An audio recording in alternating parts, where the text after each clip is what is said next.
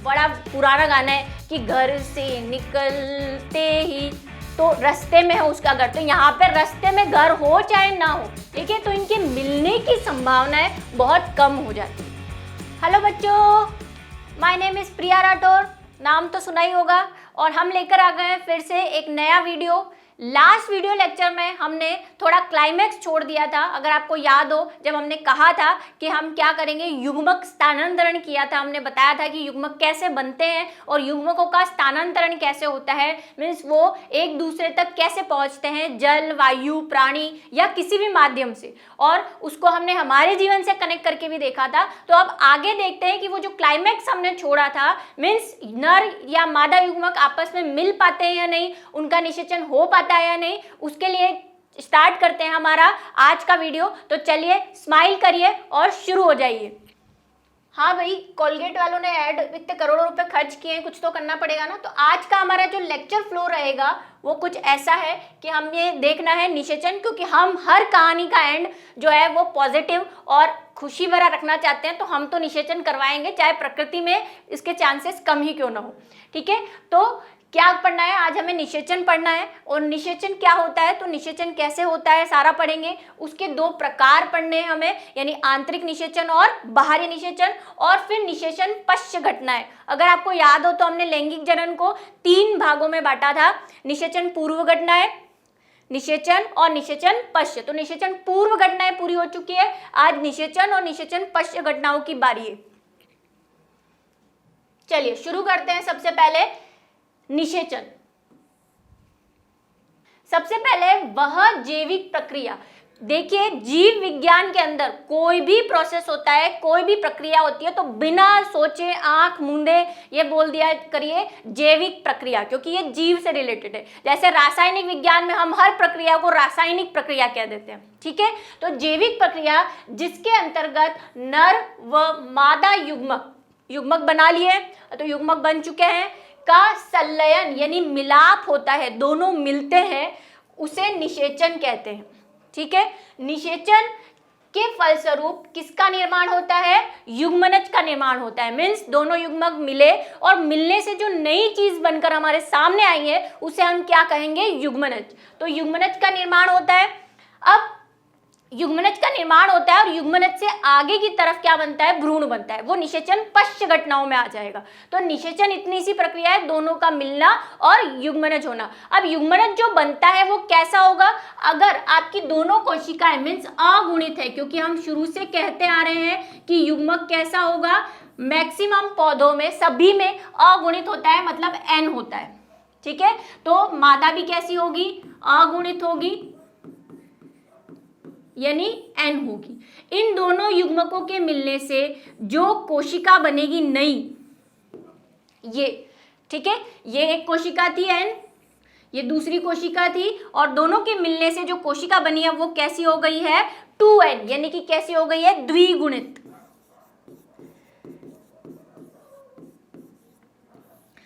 ठीक है। तो अयुग्मित कोशिकाओं के मिलने से एक द्विगुणित कोशिका बनी है, इसे ही हम क्या कहते हैं, युग्मनज, जिससे हम इंग्लिश में अगर बोलना चाहें तो क्या कहते हैं, जाइगोट। तो ये जाइगोट बन चुका है।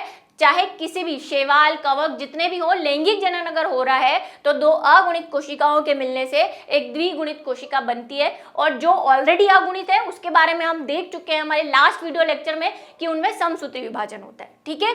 तो ये बात समझ में आई, तो युग्मनज बनेगा। अब ये जो निषेचन की प्रक्रिया होती है, ठीक है, यानी यानी नर व मादा युग्मक, क्योंकि हम देख चुके हैं कि उनके कई माध्यम होते हैं, यानी जल द्वारा, वायु द्वारा, ठीक है, कीड़ों द्वारा, या शरीर के कहीं भी किसी भी जगह पे जगह निषेचन हो रहा है तो निषेचन की जगह के आधार पर, स्थान के आधार पर हम उसे 2 प्रकारों में बांटते हैं। क्या है ये 2 प्रकार, ये 2 प्रकार है आंतरिक निषेचन और बाह्य निषेचन, ठीक है। वही मेरे नाम में ही मेरी परिभाषा है, दिख ही रहा होगा, आंतरिक और बाह्य। तो चलिए देख लेते हैं क्या है आंतरिक निषेचन और क्या है बाह्य निषेचन। सबसे पहले देखते हैं हम आंतरिक निषेचन। आंतरिक निषेचन, जब नर व मादा युग्मक का निषेचन जीव के शरीर के अंदर होता है, अब मैंने जीव क्यों लिखा, क्योंकि जैसे जैसे आप हायर स्टडीज करेंगे, मीन्स 11th 12th, फिर जब बीएससी करेंगे या आगे पढ़ेंगे, तो आपको ये देखने को मिलेगा कि हमेशा जैसा हमारे साथ होता है, मीन्स ह्यूमन या जो अपर कैटेगरी के उच्च स्तरीय जीव है, उनमें जनरली निषेचन मादा के शरीर में होता है, लेकिन ऐसा जरूरी नहीं है। ठीक है, तो अगर निषेचन कभी कभी नर में या बाहर भी होता है, तो अगर जीव मैंने इसलिए लिख दिया क्योंकि उसमें नर व मादा दोनों ही आ गए, या पादप और जंतु दोनों ही आ गए। ठीक है, तो इसे हम क्या कहते हैं, आंतरिक निषेचन कहते हैं, अगर जीव के शरीर के अंदर हुआ। जैसे फूलों की अगर बात करें तो फूल में क्या होता है, फूल में ये निषेचन कहाँ होता है, बीजाणु में। ठीक है, यानी कि अंडाशय में होता है। मैं थोड़ा सा शॉर्ट में बना रही हूँ अंडाशय, ज्यादा डिटेलिंग नहीं कर रही। तो एक तरह से ये क्या है, प्रकृति से अंदर की तरफ है। ठीक है, अंदर की तरफ हो रहा है ये, इसीलिए ऐसा निषेचन। या अगर हम इंसानों की या बड़े बड़े जंतुओं की बात करें तो उनमें क्या होता है, जो शुक्राणु होता है वो कहाँ आता है अंडे से मिलने के लिए, मादा के शरीर में। ठीक है, तो ये क्या होता है, जीव के शरीर के अंदर निषेचन होता है, इसीलिए ऐसे निषेचन को हम आंतरिक निषेचन कहते हैं। अंदर का मतलब पानी के अंदर से नहीं है, शरीर के अंदर से है। ठीक है, तो ये मानव जो मैंने आपको बता दिया, या फिर उच्च स्तरीय पादप यानी जिम्नोस्पर्म, एंजियोस्पर्म, टेरिडोफाइट्स जितने भी है, शैवालों में भी कई बार होता है, तो ये आंतरिक निषेचन हो गया। ठीक है, दूसरा है बाहरी निषेचन। जब नर व मादा युग्मक का निषेचन यानी मिलना शरीर के, जीव शरीर के बाहर होता है, तो उसे हम बाहरी निषेचन कहते हैं।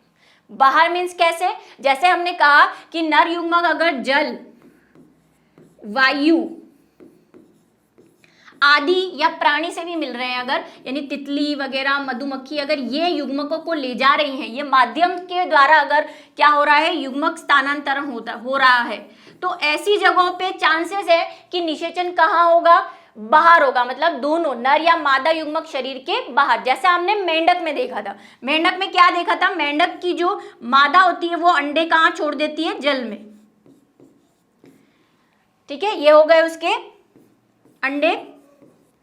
और नर, जो हमने लास्ट पिक्चर देखा था, थोड़ी सी जासूसी करी थी हमने जो नर मेंढक और मादा मेंढक में, तो हमने क्या देखा था कि जब मादा मेंढक के ऊपर नर मेंढक बैठता है तो मादा मेंढक क्या कर लेती है, अंडे दे देती है, और इन्हीं अंडों के साथ जो नर होता है वो भी क्या कर लेता है, अपने जो शुक्राणु होता है उसको पानी में छोड़ देता है, जल में छोड़ देता है, और ये दोनों क्या हो जाते हैं, मिल जाते हैं, और क्या हो जाता है, निषेचन हो जाता है। अब यहाँ पे इंपॉर्टेंट बात ये है कि थोड़ी सी हमने क्या की, सीआईडी की। पहले मैं बहुत अच्छी लड़की हुआ करती थी, लेकिन जब से मैंने बायो ली है मुझे सीआईडी का भूत चढ़ा है, और हमने थोड़ी सी इन दोनों पे सीआईडी की, तो ये हमें पता चला, थोड़ी सी जासूसी की, तो ये पता चला कि ये दोनों निषेचन होते हैं, लेकिन सबसे बेस्ट निषेचन कौन सा है, जिसमें निषेचन होने की संभावनाएं सबसे ज्यादा है, तो वो होता है आंतरिक निषेचन। आंतरिक, क्योंकि मादा के शरीर में ऑलरेडी उसका क्या है, एग है, अंडा है। नर मादा के शरीर में आता है तो बाहर जाने के चांसेस कम है। हालांकि ये भी 100% नहीं है, चाहे आप पुष्प की बात कर लें जहां पे जो पराग कण होते हैं वो अंदर आते हैं, ठीक है, लेकिन 100% तो कोई भी श्योरिटी नहीं है। ये हम थोड़ा सा जब हम पादप या जंतुओं के लैंगिक जनन के बारे में पढ़ेंगे नेक्स्ट चैप्टर में तो आपको बताएंगे। तो 100% तो ये भी नहीं है, यहाँ पे भी निषेचन न होने के पूरे चांसेस है, ठीक है, लेकिन उससे भी कम निषेचन होने के चांसेस होते हैं बाहरी निषेचन में। क्यों? क्योंकि यहाँ पे अंडे जल में छोड़ दिए जाते हैं। अब थोड़ा सा आप इमेजिन करिए कि बड़ा सा समुद्र, नदी, तालाब है, वहां पे भले ही पौधे दोनों पास पास है, एक पौधा ये रहा, नर पौधा ये रहा, मादा पौधा ये रहा, या हवा में है, गार्डन में है, कहीं बाहर, भले ही पास पास लगे, ठीक है। मादा ने क्या किया, अपने जो एग है वो छोड़ दिए, हवा में छोड़ दिया, या पानी का एग्जांपल ले लेते हैं, थोड़ा सा इजी हो जाएगा। पानी में छोड़ दिया। अब पानी ऐसा तो है नहीं कि उसी जगह पे रहता है, पानी बहता रहता है, और इसी तरह नर ने भी अपने युग्मक कहाँ छोड़ दिए, पानी में छोड़ दिए। तो जरूरी नहीं है कि ये सीधे एक दूसरे से आके मिले। अब वो गाना सुना है आपने, बड़ा पुराना गाना है कि घर से निकलते ही, तो रास्ते में है उसका घर, तो यहाँ पे रास्ते में घर हो चाहे ना हो, लेकिन ये इतने लकी नहीं है कि इनके रास्ते में उसका घर आ जाए। तो पानी जब बहता है तो ये अलग अलग जगहों पे चले जाते हैं, ठीक है, तो इनके मिलने की संभावनाएं बहुत कम हो जाती है कि वो मिलेंगे या नहीं, है ना, थोड़ा सा बुरा लग रहा है मिलेंगे या नहीं, ठीक है। तो बाहरी निषेचन का ये एक नुकसान है या दोष है। कई बार क्वेश्चन आता है कि बाहरी निषेचन के दोष या हानियां बताइए, तो सबसे पहला क्या हो जाएगा कि यहाँ पे युग्मकों की मिलने की संभावनाएं बहुत ही कम है। दूसरा, बाय चांस अगर ये मिल भी गए, ठीक है, ये अंडा और ये नर युग्मक या मादा युग्मक दोनों मिल गए और क्या बना लिया इन्होंने, युग्मनज बना लिया। अब जनरली जो जल में प्राणी रहते हैं वो क्या करते हैं, अंडे देते हैं, मतलब निषेचित अंडा। अब ये अंडा कैसा हो गया है, निषेचित, ठीक है। अब ये निषेचित अंडा पड़ा है, आपने देखा है, जो मैंने आपको पिक्चर बताया था उसमें देखा था आपने कितने सारे अंडों का ढेर था, है ना, बहुत सारे अंडे, एक बार में कम से कम लाखों अंडे देता है एक मेंढक, लेकिन सारे अंडों से क्या नहीं होते, बच्चे नहीं निकलते, क्योंकि सब निषेचित नहीं होते, ठीक है, चांसेस कम है। दूसरा, निषेचित अगर हो भी जाते हैं तो इतने बड़े समुद्र में, तालाब में इतने सारे दूसरे भुक्कड़ लोग घूम रहे हैं, बड़ी बड़ी फिशेस घूम रही है, वो उस अंडों को खा जाती है, तो उसमें से बच्चा निकलने के चांसेस तो और भी कम हो गए। बच्चा निकलने के बाद जब तक वो सेल्फ डिपेंडेंट नहीं हो, इधर उधर भागने लायक नहीं हो, तो और कोई उसको खा जाता है। तो एक अगर हम एक थोड़ा सा आइडिया लेके चले, तो अगर एक बार 100 अंडे दिए हैं, कैसे अंडे, अनिषेचित, ठीक है, अगर निषेचन नहीं हुए बिना एक मेंढक ने 100 अंडे दिए हैं, तो इन 100 में से कम क्या होंगे, 50 ही क्या हो पाएंगे, निषेचित हो पाएंगे, यानी युग्मनज में कन्वर्ट हो पाएंगे, युग्मनज बन पाएगा, जायगोट बन पाएगा। और इसमें से भी कई तो किसी दूसरे द्वारा खा लिए जाएंगे, तो वयस्क मेंढक तक बनने में शायद ही 20 अंडे मुश्किल से ऐसे हो जो एक बड़े मेंढक में कन्वर्ट होते। उससे पहले तो उनका जीवन लीलाएं कितनों की समाप्त, खून खराबा हो चुका होता है और खत्म हो जाता है। तो 20 ये आंकड़ा है बाहरी निषेचन का, ठीक है। आंतरिक निषेचन में भी 100 में से 100 नहीं होते, हम एक मान के चलते हैं एस्टिमेट की 80 70 ऐसा आप मान सकते हैं, ठीक है। वो भी बड़े होने के बाद इनका भी जो कैटेगरी है वो कम होती जाती है। चलिए, तो समझ में आया। तो बाहरी निषेचन का नुकसान एक देखा हमने। दूसरा ये कि सुरक्षित नहीं रह पाएंगे, जो भ्रूण है या अंडा है, निषेचित अंडा, वो प्रकृति में सुरक्षित नहीं रह पाएगा। अगर बाहर भी है वायु में तो उसको कोई खा जाएगा, पैरों के नीचे आ जाएगा, है ना। चींटियां देखिए आपने, कितनी आप दिन में चींटियों के ऊपर चल जाते होंगे और कितने अंडे तोड़ देते होंगे, मार देते होंगे, तो बहुत ही कम चांसेस हैं उनके ग्रोथ करने के। तो ये बाहरी निषेचन के नुकसान है, ये पूछे जाते हैं, एक इंपॉर्टेंट क्वेश्चन है। चलिए, कहाँ होता है ये मेंढक, अभी मैंने आपको एग्जाम्पल दिया। छी छी छी, मैडम बिंदी लगाना भूल गई, कैसी टीचर हैं आप, सॉरी बच्चों, ठीक है। कुछ मछलियों में भी अंडे जो होते हैं वो पानी में दिए जाते हैं, निषेचित अनिषेचित। कुछ का मछलियों में भी, सब मछलियों में बाहरी निषेचन नहीं होता, ये बात ध्यान रखिएगा हमेशा कि हम जो भी एग्जाम्पल देते हैं वो कॉमन एग्जाम्पल होते हैं, उसमें अपवाद तो होते ही हैं। अपवाद समझते हैं ना, नहीं, जिसको हम बोलते हैं एक्सेप्शन। एक हमारे सर थे, वो कहा करते थे कि साइंस में एक्सेप्शन के बिना कोई बात नहीं हो सकती, हर जगह पढ़ा देंगे और फिर एक जगह लिख देंगे एक्सेप्शन, यानी ये अपवाद है। तो कुछ मछलियों में आंतरिक भी होता है, कुछ मछलियां इसीलिए लिखा है मैंने, ठीक है। मेंढक में हमेशा बाहरी निषेचन होता है। चलिए, अब नेक्स्ट देखते हैं, हमारा जो टॉपिक है कि निषेचन हो गया, करवा दिया हमने सक्सेसफुली, कहानी का थोड़ा सा अच्छा एंड कर दिया। तो उसके बाद आई निषेचन पश्च घटनाएं कि युग्मनज तो बन गया, अब युग्मनज का होगा क्या। चलिए, निषेचन पश्च का मतलब बाद वाली घटना है, जिसको हम भ्रूणोद्भव भी कहते हैं। भ्रूण का मतलब एम्ब्रियो, भव का मतलब बनना, यानी भ्रूण का बनना। निषेचन के पश्चात युग्मनज से भ्रूण निर्माण की प्रक्रिया को भ्रूणोद्भव कहा जाता है। अब ये प्रक्रिया है क्या, कैसे भ्रूण बनता है, इसको और डिटेल में हम पढ़ेंगे थोड़ा हायर क्लासेस में, यहाँ पे शॉर्ट में निपटा रहे हैं, ठीक है, आपके 12th के हिसाब से। बीएससी में बहुत पढ़ना है, आगे डिटेलिंग आएगी बढ़िया वाली, तब पढ़ेंगे, ठीक है। तो अभी हम छोटा सा कि क्या होगा, सबसे पहले वही 2 अंडे जो भी थे युग्मक, उनमें क्या हुआ, निषेचन हुआ, और निषेचन से हमारा क्या बन गया, युग्मनज। ठीक है, ये युग्मनज कैसा है, ये युग्मनज 2n है, इसकी बात हम कर चुके हैं, यानी ये कैसा है, द्विगुणित।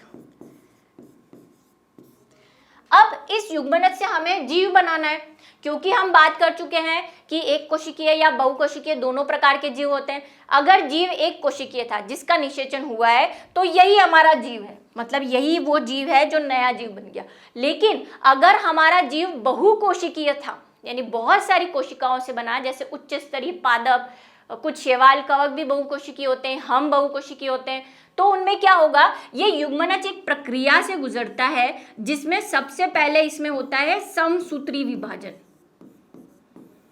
समसूत्री विभाजन, मैडम याद नहीं आ रहा, समसूत्री विभाजन। अर्धसूत्री पढ़ा जहाँ पे गुणसूत्रों की संख्या नॉर्मल से आधी हो जाती है। ठीक है, समसूत्री को अभी हम थोड़ा सा शॉर्ट में, वैसे आपने 11th में बहुत डिटेल में पढ़ा है इसको, लेकिन शॉर्ट में समझा देती हूँ। सम का मतलब एक जैसी, सूत्री का मतलब वही गुणसूत्र, जब गुणसूत्रों की संख्या सेम रहती है, आधी नहीं होती। ठीक है, तो जब हमें वृद्धि करनी होती है किसी चीज की, मोटाई चौड़ाई है ना, लंबाई इंटू चौड़ाई बढ़ानी होती है किसी चीज की, मोटावा बढ़ाना होता है, तो समसूत्री विभाजन ज्यादा होता है। हम में होता है क्या, हाँ होता है। कब होता है, जब जैसे आपकी कोई चीज या खरोच लग जाती है, आपको चोट लग जाती है आपको, तो वो धीरे धीरे जख्म बढ़ता है या नहीं बढ़ता, क्या ऐसा गड्ढा का गड्ढा ही रहता है, बढ़ जाता है, वो बढ़ता है समसूत्री विभाजन से। वही कोशिकाएं बार बार विभाजित होके फिर से एक लेयर बना लेती है इस तरह से। ठीक है, मान लो ये गड्ढा है, यहाँ पे एक कोशिका है, ठीक है, यहाँ पे हमारा कुछ जल गया, चोट लग गई, तो ये कोशिकाएं क्या करेंगी, विभाजित होंगी और समसूत्री विभाजन से बहुत सारी कोशिकाएं बना लेंगी और हमारी जो त्वचा है वो फिर से बन जाएगी।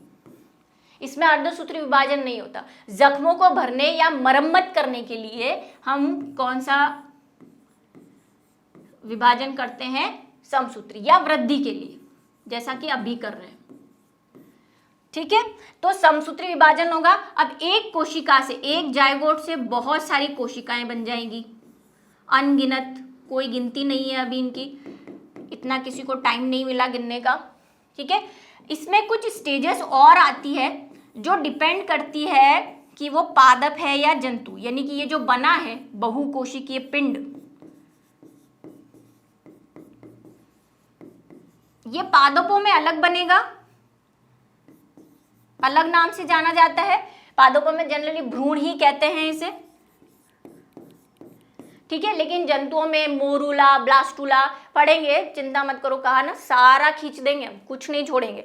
नेक्स्ट चैप्टर आ रहे हैं, सारी जो क्वेरीज हैं आपकी सीआईडी गिरी निकल रही है वो सब निकाल देंगे एक बार में। ठीक है, करनी पड़ेगी ना, मेरा फेवरेट शो है सीआईडी, 20 सालों से देख रही हूँ मैं, तो फिर हमें बार बार कुछ तो गड़बड़ है दया वाला करना पड़ता है। चलिए, तो ये बन गया बहुकोशिकीय भ्रूण। ठीक है, ये संख्या बन गई, पूरा उसका शरीर बन गया। अब क्या होगा कि क्या सारी कोशिकाएं एक जैसी होती है बहुकोशिकीय शरीर के प्राणियों, जो प्राणी होते हैं, किसी में होती है, मतलब लोअर या शैवालों की बात करें उनमें भी कुछ कोशिकाएं डिफरेंट होती है, या हमारे इसमें सब कोशिकाएं एक जैसी है, नहीं। कुछ कोशिकाएं पाचन का कार्य करती है, कुछ श्वसन का कार्य करती है, कुछ मसल्स हैं वो मूवमेंट का काम करती है, यानी कि पेशियां हैं, तो सबका अलग अलग काम और अलग अलग शेप है। ठीक है, जैसे मसल नर्व्स का शेप कुछ ऐसा है, मसल्स का शेप ऐसा है, नॉर्मल कोशिकाएं हैं वो ऐसी है, तो इनको अलग अलग शेप में अलग अलग काम के हिसाब से क्या करना पड़ता है, डिफ्रेंशिएट करना पड़ता है, मतलब विभेदन करना पड़ता है। तो इसमें क्या होता है, विभेदन, अलग अलग, हर कोशिका अपने काम के हिसाब से जाके अलग हो जाएगी इस तरह से। जैसे ये कोशिका मान लो इसका मुंह बन गई, ठीक है, कलर चेंज कर लेते हैं, इसको भी अच्छा लगेगा, ग्रीन लेते हैं। चलिए, जैसे ये वाली कोशिका है ग्रीन वाली, ये इसका मुख बन गई, इसका काम पड़ पड़ पड़ पड़ पड़ पड़ करना है। ठीक है, फिर दूसरी कोशिका जो है ब्लू ले लेते हैं, मान ली ये वाली। अब एक कोशिका से नहीं, बहुत सारी मिलेगी, जैसे ये 3 मिलके क्या कर रही है, पाचन का कार्य कर रही है। ठीक है, पाचन का कार्य कर रही है, तो ये हो गई पाचन की कोशिकाएं। ठीक है, ऐसे ही सब में अलग अलग हो जाएगा और हमारा जो भ्रूण है वो बनकर तैयार। ये मैंने मानव का भ्रूण बनाया है, पादपों में ऐसा भ्रूण नहीं होता, देखेंगे नेक्स्ट चैप्टर में कैसा भ्रूण होता है। तो ये भ्रूण हो गया। तो ये जो पूरा प्रोसेस है भ्रूण बनने तक का, कोशिका विभाजन और उसके बाद विभेदन तक का जो प्रोसेस है, इस पूरे प्रोसेस को हम क्या कहते हैं? भ्रूणोद्भव।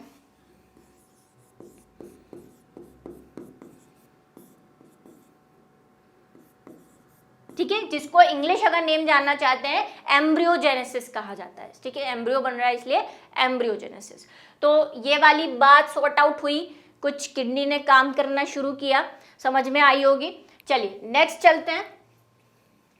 मैडम बार बार चला चला के पता निकालने जाती हूँ। ठीक है, अब अंडा निषेचित हो गया, ठीक है, युग्मनज बन गया, लेकिन क्या सभी एक तरह से युग्मनज को विभाजित करते हैं?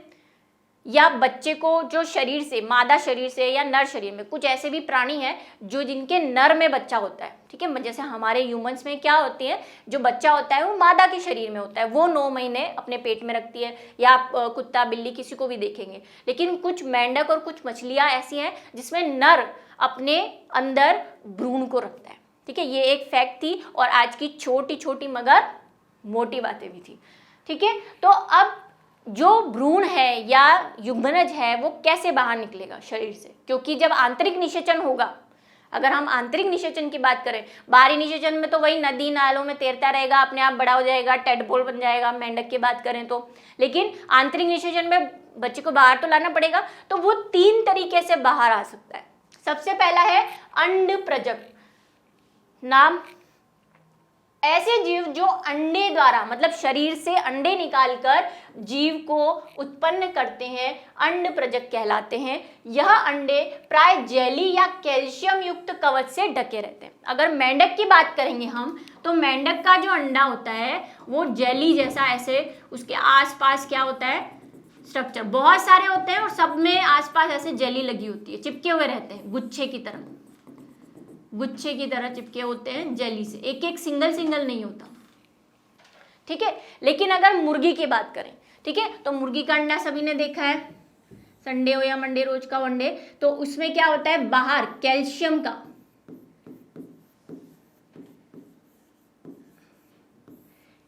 का आवरण होता है। ठीक है, ऐसे बहुत सारे पक्षियों के अंडों में भी होता है। और एक जो जनरल, वही थोड़ा सा मैं कभी कभी बाहर चली जाती हूँ, तो एक क्वेश्चन जो मेरे दिमाग में आ रहा है, सबसे बड़ा अंडा किसका है? तो सबसे बड़ा अंडा जो है वो शुतुरमुर्ग यानी ऑस्ट्रिच का है। ठीक है, यहाँ पे लिख देती हूँ मैं,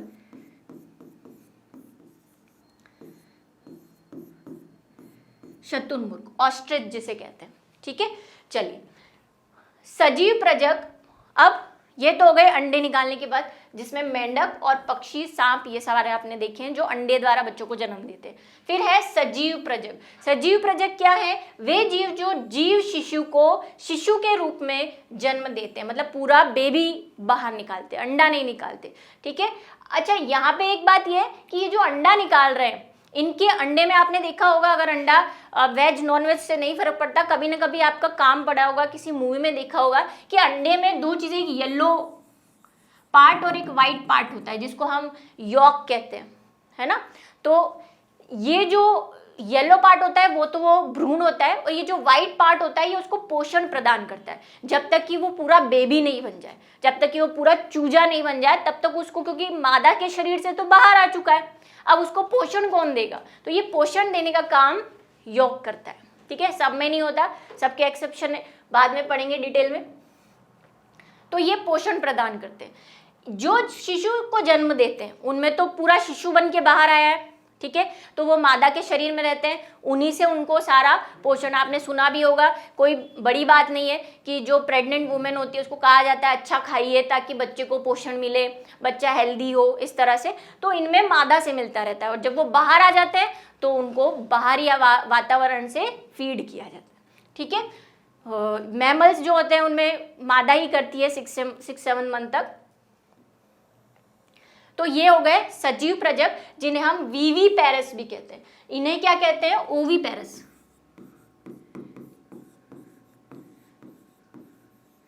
ओविपेरस एनिमल्स। ठीक है, ये है विविपेरस।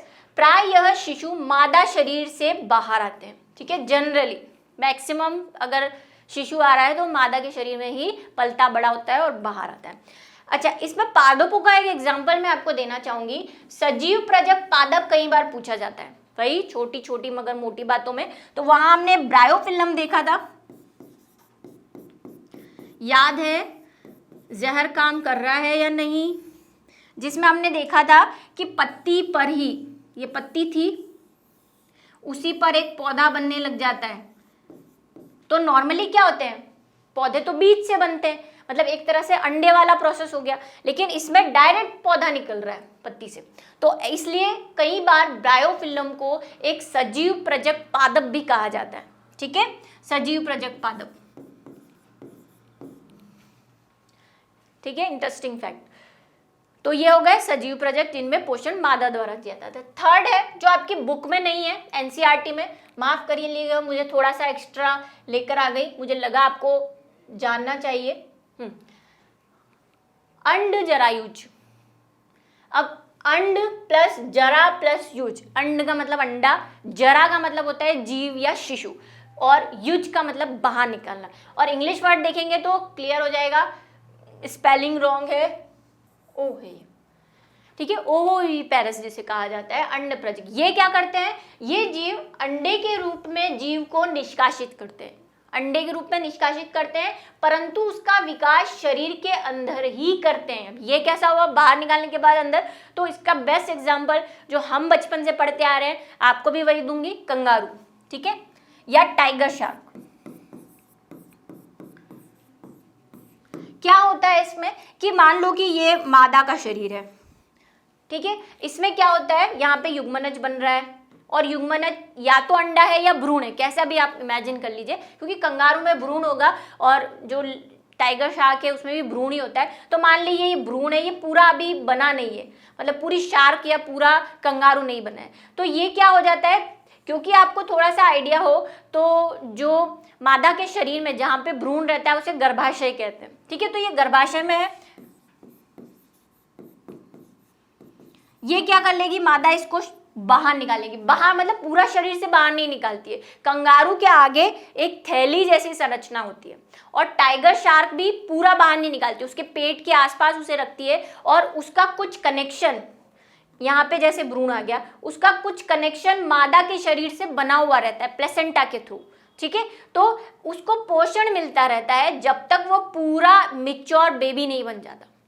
तो अंडे के रूप में बाहर निकाल के उसको पोषण देती रहती है जब तक वो पूरा बेबी नहीं बन जाता। कंगारू में ऐसा होता है, आपने देखा होगा कंगारू का, कभी फोटो देखा तो कंगारू का जैसे ये पेट है, यहाँ पे वो थैली जैसी संरचना होती है, उसमें एक छोटा बेबी निकला होता है, हाथ निकाल रहा होता है ऐसे करके, है ना, फोटो बहुत फेमस, ठीक है। तो ऐसा होता है, वो रहता है अंदर उसके जब तक कि वो पूरा पोषित नहीं हो जाता, उसके बाद उसको, तो ऐसे होते हैं ओविपेरस टाइप के, जिसमें एक एग्जाम्पल ये टाइगर शार्क और दूसरा है कंगारू।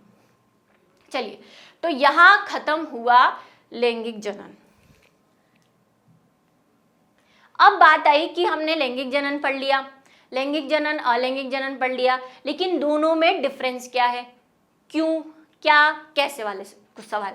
तो सबसे पहला है लैंगिक जनन की अगर हम बात करें तो लैंगिक जनन एक ही जनक में होता है, जो उसकी परिभाषा में ही हम लिखते हैं, ठीक है।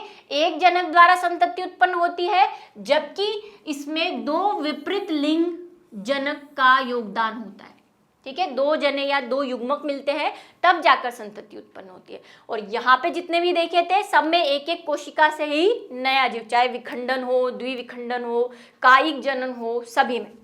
दूसरा बेसिक एग्जाम्पल है, इससे प्राप्त संतति पूर्णतः जनक के समान होती है। पूर्णतः जनक मतलब same to same, copy paste, पहले भी बोला था, जिसे ये क्लोन कहते हैं, डिट्टो, ठीक है। यहाँ पे क्या होता है, इसमें प्राप्त संतति जनक से भिन्न लक्षणों का विकास होता है। कैसे, क्या आप अपने मम्मी पापा से बिल्कुल सेम है, चलो कुत्ते बिल्ली में तो हम इतना नहीं पहचान पाते, लेकिन आप अपने आप को देख लीजिए, क्या आप अपने मम्मी पापा की बिल्कुल कॉपी है, यानी कि कोई अगर आप तीनों को लाइन में खड़ा कर दे तो वो नहीं बता सकता कि आप कौन है, आपकी मम्मी कौन है, आपके पापा कौन है, बता सकता है। फेस अलग है, कलर थोड़ा अलग हो सकता है, हाइट अलग हो सकती है, बालों का कलर अलग हो सकता है। तो हम यहाँ पे क्या होता है, जनक से भिन्न लक्षणों वाले होते हैं, ठीक है। दूसरा जो सबसे इम्पॉर्टेंट है, इसमें प्राय समसूत्री विभाजन होता है, यानी कि गुणसूत्रों की संख्या सेम होती है। ठीक है, अर्धसूत्री विभाजन नहीं होता अलैंगिक जनन में, क्योंकि आपने देखा वो कट के बाहर निकल जाता है, तना पत्ती से बन जाता है, तो विभाजन तो कहीं हो ही नहीं रहा। यहाँ पे क्या होता है, अर्धसूत्री विभाजन होता है, यानी ये जो युग्मक बनते हैं उसमें हमने देखा था कि युग्मक बनने में क्या हो रहा था, n बन जाते हैं वो 2n से, ठीक है, अगुणित हो जाते हैं। यहाँ पे द्विगुणित है तो द्विगुणित ही रहेगा, अगुणित है तो अगुणित ही रहेगा, कोई चेंज नहीं आएगा। इसमें युग्मक निर्माण नहीं होता, वही क्योंकि नर से नर युग्मक, मादा से मादा युग्मक, ऐसा कुछ यहाँ पे तो था नहीं, एक ही जनक था, उसी से सब कुछ हो रहा था। यहाँ पे युग्मकों का निर्माण और निषेचन जैसी घटनाएं होती है। ठीक है, निषेचन भी होता है, युग्मकों का निर्माण भी, जो हमने प्रक्रिया पढ़ी। उदाहरण क्या दे सकते हैं हम इसके, पादप, शैवाल, अमीबा। पादपों में लोअर कैटेगरी के पादप, कई पादपों में अलैंगिक जनन जो बीजाणु द्वारा होते हैं, जिसमें हमने पेनिसिलियम पढ़ा था, है ना, क्लेमाइडोमोनास पढ़ा था, शैवाल क्लेमाइडोमोनास, क्लेडोफोरा। ठीक है, amoeba famous hero of the science. ठीक है, और ये कहाँ होता है, ये जनरली उच्च स्तरीय पादपों में, निम्न में भी होता है, यानी कि कवक वगैरह में भी होता है, बैक्टीरिया में भी होता है, लेकिन मैक्सिमम कहाँ होता है, उच्च स्तरीय। आप इसमें कवक वगैरह लिख सकते हैं, लेकिन कवक में दोनों टाइप का होता है, लैंगिक और अलैंगिक। अभी हम सारी पढ़ेंगे, 11th में थोड़ा सा पढ़ के भी आए आप, किसमें लैंगिक होता है, किसमें अलैंगिक होता है, और जंतुओं में। तो समझ में आया कि ये दो बिछड़े हुए भाई अपने आप में कैसे अलग हैं। तो ये अलैंगिक जनन और लैंगिक जनन। चलिए नेक्स्ट देखते हैं। अब हमने सब कुछ पढ़ लिया, सारी कहानी पढ़ ली, सब कुछ पढ़ लिया, लेकिन जनन का महत्व क्या है, कंक्लूजन क्या है इस चैप्टर का, तो वो पढ़ना है हमें जनन के महत्व में। चलिए, सबसे पहला, जनन से किसी जाति की निरंतरता, निरंतरता का मतलब कंटिन्यूटी, उत्तरजीविता, उत्तरजीविता को ऐसा समझ सकते हैं उत्तराधिकारी, मतलब जैसे मैंने स्टार्टिंग में एग्जांपल दिया था कि मेरी प्रॉपर्टी का हकदार कौन होगा, मेरे बच्चे, तो वैसे उत्तरजीविता, ठीक है, से बनी रहती है, यानी कि कोई भी जाति है तो उसकी निरंतरता वो खत्म नहीं हो जाएगी। जैसे हाथी है, चींटी है, तो अगर चींटी मर गई तो फिर आगे चींटियां मिलेंगी ही नहीं, दुनिया से गायब भी हो जाएंगी। तो उस जाति को बनाए रखने के लिए, उसकी उत्तरजीविता को बनाए रखने के लिए जनन बहुत जरूरी है। ये सबसे फर्स्ट इंट्रोडक्टिव वीडियो में ये वाला पोर्शन हमने पढ़ा था। उसके बाद जनन एक पीढ़ी से दूसरी पीढ़ी में लक्षणों का स्थानांतरण करता है, यानी कि एक लक्षण आप में जो नया आया है, क्योंकि आपने देखा है हर जीव विकसित होता जाता है, जैसे जैसे वो जैसे इन्वायरमेंट पे रहता है, जैसे वातावरण में रहता है, उसमें कोई क्वालिटी इकट्ठा होती रहती है, तो वो क्वालिटी अपने पीढ़ी दर पीढ़ी आगे की तरफ स्थानांतरित करता रहता है। जैसे पुराने जमाने में कंप्यूटर किसी को नहीं आता था, तू कौन मैं खामखा वाला हिसाब था। अब आपको ने कंप्यूटर सीखा तो आपने वो कंप्यूटर किसको सिखाया, अपनी पीढ़ी को। ऐसा हमारे शरीर में जो जीन होते हैं वो भी नई नई चीज़ें सीखते हैं। जैसे कोरोना सबसे बेस्ट एग्जांपल, फेमस, ठीक है, कि कोविड जब आया था तो कोई उसके लिए तैयार नहीं था, कई लोग मर गए, लेकिन अब कोरोना कम हो रहा है क्योंकि हमारे जीन्स उसके लिए सूटेबल हो गए, हमने वैक्सीन ले ली है। अब जो हमारी पीढ़ी आएगी उसमें ये जीन जाएंगे तो वो कोविड के लिए और स्ट्रॉन्गर हो जाएंगे। ठीक है, समझ गए इस बात को, उनको कोविड इतना इफेक्ट नहीं करेगा। और ये आपने देखा भी होगा, बच्चों में कोविड कम ही हुआ था क्योंकि उनके जीन्स हमसे बेटर है। चलिए, तो पीढ़ी दर पीढ़ी क्या होता है, लक्षणों का स्थानांतरण। ये जनरली लैंगिक जनन के लिए, अलैंगिक में भी होता है क्योंकि कुछ पार्ट जाता ही है कोशिका का, तो उसमें भी होता है, लेकिन ज्यादातर लैंगिक जनन यानी सेक्सुअल रिप्रोडक्शन के लिए। नेक्स्ट, जनन से जीव अपने ही समान संतति उत्पन्न कर सकते हैं। ये तो है ही, यही हमने जनन की परिभाषा में लिखा है कि जनन में अपने ही समान संतति उत्पन्न होती है, अपने ही समान जीव उत्पन्न होता है। नेक्स्ट, जाति जीव विशेष का संरक्षण होता है।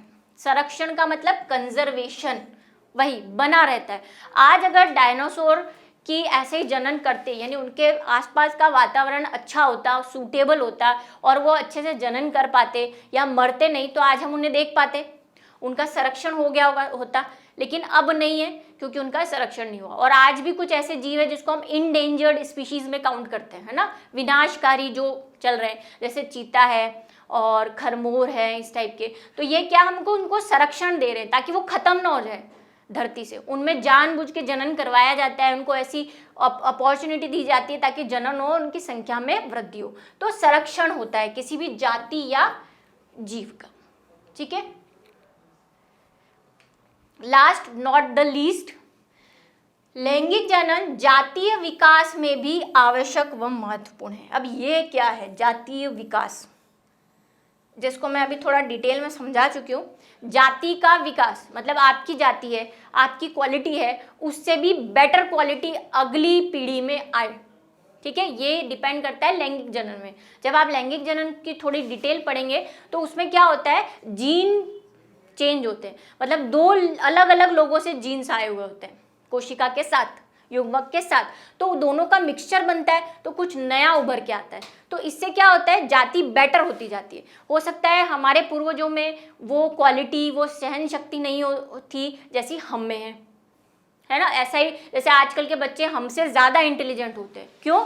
क्योंकि वो पीढ़ी दर पीढ़ी क्या हो रहे हैं, विकसित हो रहे हैं। जैसे मंकी थे जो पहले ज़मीन पे चला करते थे, हम कहते हैं मंकी हमारे पूर्वज है, तो उनमें ऐसे लैंगिक जनन के द्वारा ऐसा विकास हुआ कि हमारा जो है इस धरती पे प्रकट हो पाए हम। तो ये होता है जातीय विकास, ठीक है। इसी तरह नई नई जातियों का भी क्या होता है, उद्भवन होता है, नई जातियाँ बनती है, जिससे हम जाति वंश और ये जो कहते हैं ये सब एक ही से निकले हुए, विकास होता है। तो चलिए आज जो है जनन का ये जो चैप्टर है उसको हमने दी एंड किया और काफ़ी कुछ पढ़ा, काफ़ी कुछ किया। अब इस वीडियो को अच्छे से देखिए, सुनिए। आपके जो कमेंट आ रहे हैं एनसीईआरटी के क्वेश्चंस, वो सारे आपको नोट्स में अवेलेबल हो जाएंगे। यहाँ पे फिर भी शॉर्ट में नोट्स में पूरी डिटेल, सारे लॉन्ग टाइम शॉर्ट टाइप के क्वेश्चंस आपके नोट्स में कवर हो जाते हैं, ठीक है। तो नोट्स देखिए और हम थोड़ा सा एक्स्ट्रा क्वेश्चन की तरफ चल रहे हैं जो आपको शायद ऐप पे अवेलेबल होंगे, थोड़ी तैयारी कर रहे हैं, तो ध्यान से वीडियो देखिए और चलते रहिए, मेरे साथ पढ़ते रहिए। बायो का नेक्स्ट चैप्टर इंतज़ार कीजिए नेक्स्ट वीडियो का।